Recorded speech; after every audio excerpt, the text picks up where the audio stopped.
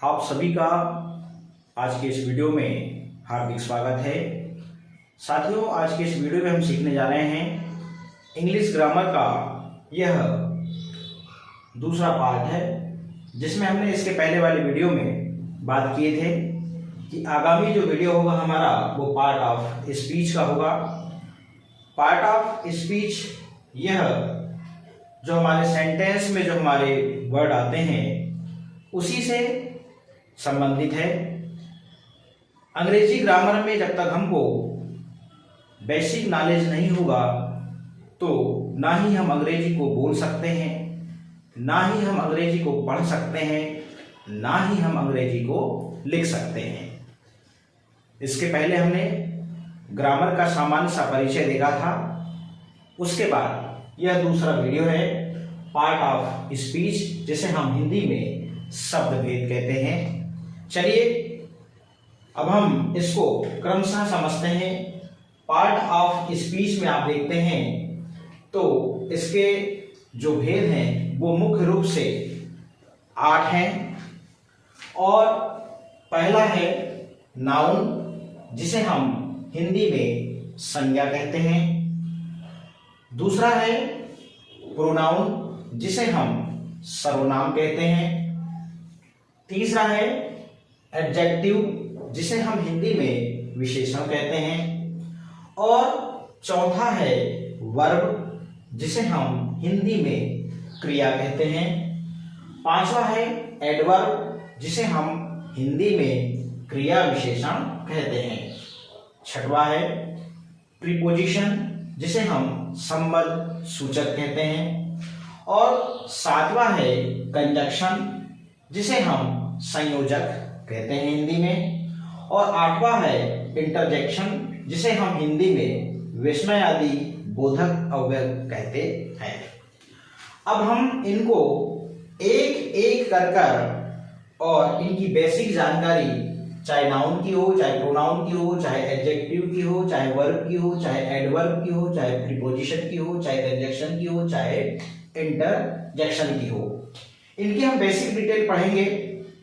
तो इस वीडियो में हमने पहला वाला जो हमारा नाउन है इसको लिया हुआ है। तो नाउन की डेफिनेशन, परिभाषा, जिसे हम हिंदी में कहते हैं। नाउन संज्ञा, किसी व्यक्ति, वस्तु, स्थान या पशु पक्षी के नाम को नाउन कहते हैं, संज्ञा कहते हैं। बहुत सिंपल सी परिभाषा है नाउन की। किसी व्यक्ति, वस्तु, स्थान या पशु पक्षी के नाम को नाउन कहते हैं या संज्ञा कहते हैं। व्यक्ति अनिल, और यहां पर वस्तु की बात करें तो बुक, ये भी एक वस्तु है। स्थान की बात करें तो भोपाल, ये एक स्थान है। पशु की बात करें तो डॉग, ये भी एक पशु है। और पक्षी की बात करें तो यहां पर पैरट। तो हमने यहां पर इस डेफिनेशन में जो शब्द यूज किए गए हैं उन सभी के एग्जाम्पल, जैसे में उदाहरण में हमने यहां पर लिया हुआ है। किसी व्यक्ति, वस्तु, स्थान या पशु पक्षी के नाम को संज्ञा कहते हैं, जैसे अनिल, बुक, भोपाल, डॉग और पैरट। साथियों, अब हम देखते हैं कि नाउन के जो है 2 वचन होते हैं, है ना। संज्ञा के 2 वचन होते हैं। तो आप इसमें देखते हैं 2 टाइप्स नंबर आपको देखने को मिलते हैं। एक है सिंगुलर नंबर और दूसरा है प्लूरल नंबर, है ना। तो सिंगुलर नंबर जो है वो एक वचन है और प्लूरल नंबर जो है वो बहुवचन है। तो सिंगुलर नंबर एक वचन में किसी एक की बात होगी और प्लूरल नंबर में क्या होगा, एक से अधिक जब होंगे तो वह प्लूरल नंबर कहलाएगा, बहुवचन कहलाएगा।